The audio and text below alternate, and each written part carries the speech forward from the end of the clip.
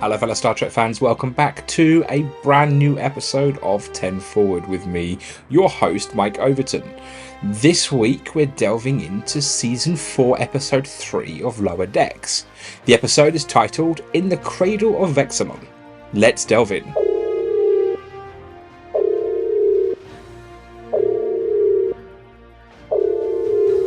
The USS Cerritos embarks on a mission to Corazonia, a colossal ring world governed by an enigmatic ancient computer entity called Vexilon.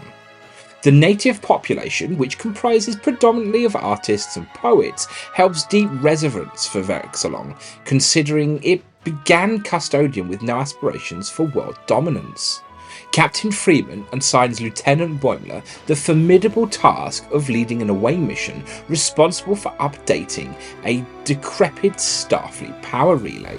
Simultaneously, she ventures to investigate Vexilon, which has been displaying some unusual behaviour recently. Despite Ransom's counsel to enlist engineers, Captain Freeman, armed with her minor in archaic technology from her academy days, insists that tackling the situation solo. Captain Freeman's exploration uncovers a startling revelation. Vexilon's operating system has remained untouched for over 6 million years, aligning it with the evolution of the original alien designers into fifth-dimensional energy beings. In an attempt to modernise Vexilon's systems, she triggers an update which inadvertently leads into Vexilon's shutdown. The aftermath is just catastrophic, causing disruptive changes to the Ringworld's environments, with clouds transforming into icebergs and day-to-night cycles spiralling into chaos. Despite growing desperation, Captain Freeman remains determined to lead the repair efforts personally, even opting for a safe mode which initiates a full system reboot, resulting in the catastrophic regenesis installation that plunges the Ringworld into a primordial chaos, disrupting art classes and poetry readings. Meanwhile, aboard the Starfleet power station, Lieutenant Junior Grade Boimler faces anxiety as he endeavours to manage the hazardous task solo, ignoring his capable team of ensigns. Chaos reigns both on the Ringworld and at the power station, pushing both crews to their limits. Back on Corazonia, Boimler finally recognises the significance of teamwork and allows his team to assist. Despite numerous setbacks and near disasters, they manage to restore the Ringworld to normality. Simultaneously, aboard the Cerritos, Mariner, Tindy and Rutherford discover the true nature of the pranks orchestrated by their superior officers. This revelation leads to the newfound respect for the colleagues faced by lower ranked officers, even without the ensign title.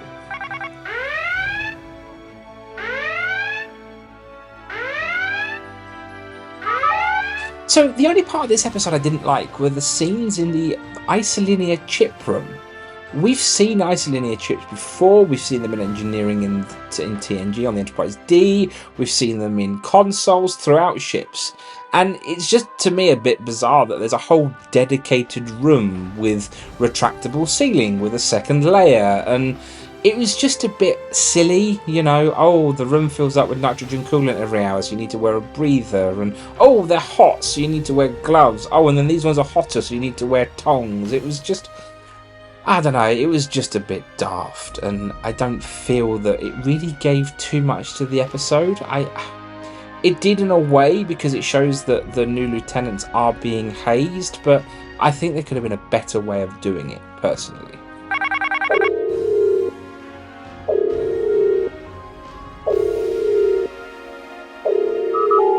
This was a really fun episode this week.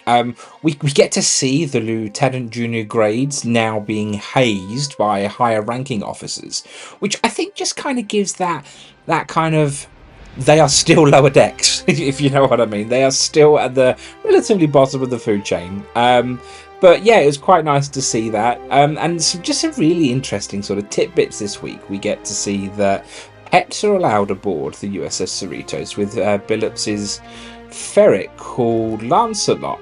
And there's also some really cool harkbacks to TNG and other Star Trek episodes where, we get to see the Wuddy game this week, as well as a damn Betazoid gift box. It was fun to see after the Betazoid gift box got zapped after coming out of the Wuddy game, that he essentially goes through a midlife crisis and starts blubbering about his life, which we've never really seen before. So that was quite fun. And the kind of secondary story with Boimler with his lieutenants, with his ensigns even, I think was a really nice sort of segment.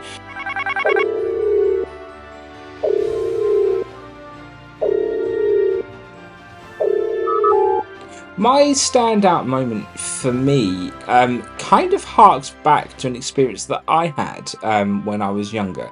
And that is Boimler's experiences, was that sort of first command experiences. I found, I don't know about anybody else, but I found when you kind of go into a role with any kind of team leadery management skills, that you do go through this phase at the very beginning that no one else can do the job, and that you have to do it yourself, and you can't delegate, and everything has to be done by you. And I think as time goes on, you kind of get to realize that actually that's not the case, and you as a leader are only as strong as the team that's around you. So I thought it was very fitting, and I it's great to see that Boimler is essentially going through the same struggles that any other manager or leader has had previously. And for me, that's the only reason that's a standout moment to me, is it's very true, and I think it's something that any leader has to overcome, and I think he did a great job.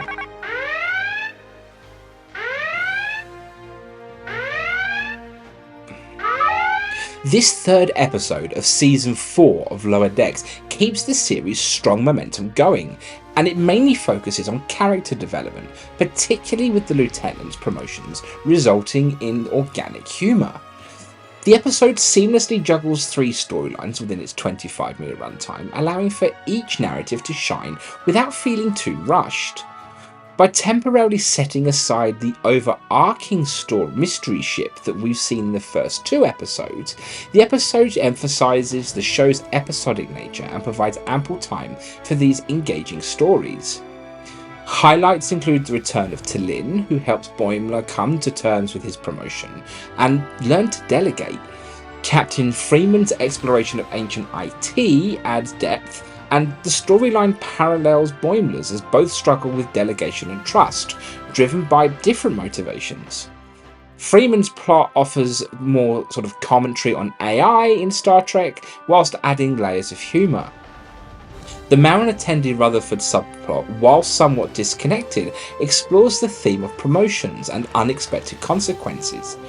It features numerous Lower Decks references and cleverly pairs quirky Trek elements with comedic effect, which does really well. Overall, this episode maintains the series' humour, character growth, and canon connections whilst introducing new elements to the Star Trek universe, making it a delightful addition to the 4th season of Lower Decks. I can't wait to see what the rest of the season has to offer. Thanks everyone for tuning into this week's episode of 10 Forward. If you'd like to catch up with more Clonestar podcast, you can check in with Sean Ferrick every Wednesday for The War Room, our interview series. There's also our website, clonestarpod.com, which has links to our great new merch store, which helps us as small independent creators. Once again, I've been your host, Mike Overton. Let's have a great week ahead.